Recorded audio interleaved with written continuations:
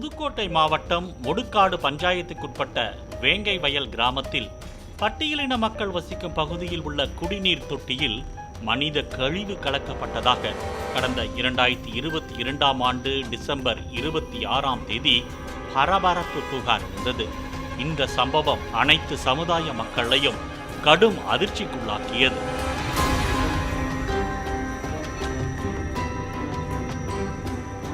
அந்த குடிநீர் தொட்டியை ஆய்வு செய்து அதில் மனித கழிவு கலந்ததை உறுதி செய்யப்பட்ட நிலையில் இந்த சம்பவம் தொடர்பாக சிபிசிஐடி காவல்துறையினர் விசாரணையை முன்னெடுத்தனர்.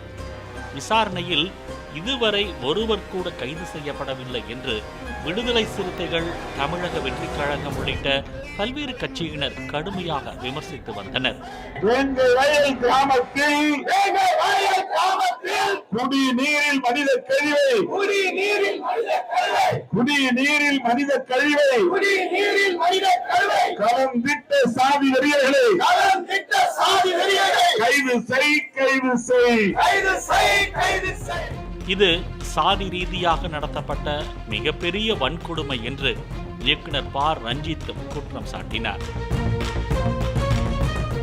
யாரெல்லாம் ஆரம்பத்தில் ஆவேசமாக பேசினார்களோ அவர்கள் எல்லாம் ஒரு கட்டத்தில் மௌனம் காக்க தொடங்கினர்.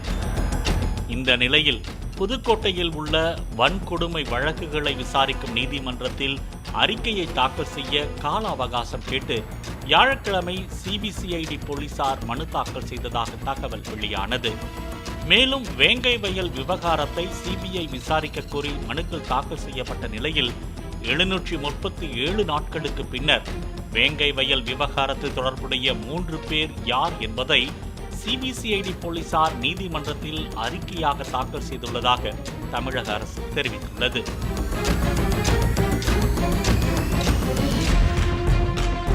முன்னூற்று சாட்சிகளிடம் விசாரித்து 5 பேரிடம் குரல் மாதிரி பரிசோதனை மேற்கொண்டு 31 பேரின் டிஎன்ஏ டெஸ்ட் மற்றும் அறிவியல் ரீதியிலான விசாரணை மேற்கொள்ளப்பட்டதாக குறிப்பிட்டுள்ள சிபிசிஐடி போலீசார் வேங்கை வயல் சம்பவத்தில் அதே பகுதியைச் சேர்ந்த ஆயுதப்படை காவலர் முரளி ராஜா மற்றும் சுதர்சன், முத்துகிருஷ்ணன் ஆகிய 3 பேர்தான் குடிநீரில் மனித கழிவை திட்டமிட்டு கலந்ததாக தெரிவிக்கப்பட்டுள்ளது.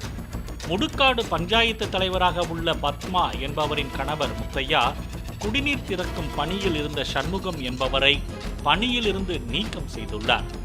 இதனால் முத்தையாவை பழிவாங்கும் நோக்கத்திலும் சாதி பிரச்சனையை உருவாக்க வேண்டும் என்றும் சதித்திட்டம் தீட்டி குடிநீர் தொட்டியிலிருந்து துர்நாற்றம் வருகிறது என்று முதலில் காவலர் முரளி ராஜா பொய்யான தகவலை ஊருக்குள் பரப்பியுள்ளார்.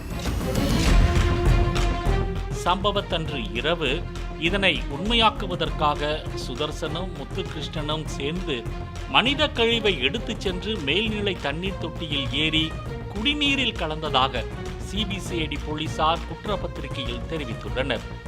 நேற்று வரை குற்றவாளிகளை கண்டுபிடிக்க கால அவகாசம் கேட்கப்பட்ட நிலையில் சிபிஐ வசம் விசாரணை சென்றுவிடக் கூடாது என்பதற்காக விசாரணை அறிக்கையை தற்போது தாக்கல் செய்திருப்பதாக கூறப்படுகிறது.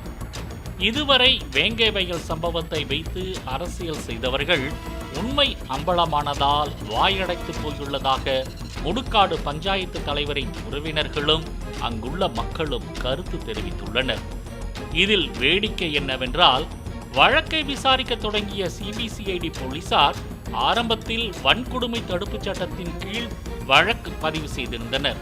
ஆனால் இந்த வழக்கில் குற்றம் சாட்டப்பட்ட 3 பேரும் பட்டியலினத்தை சேர்ந்தவர்கள் என்பதால் வன்கொடுமை வழக்கு நீக்கப்பட்டுள்ளது. பாலிமர் செய்திகளுக்காக புதுக்கோட்டை செய்தியாளர் மனோகரன் மற்றும் வேல்ராஜ்.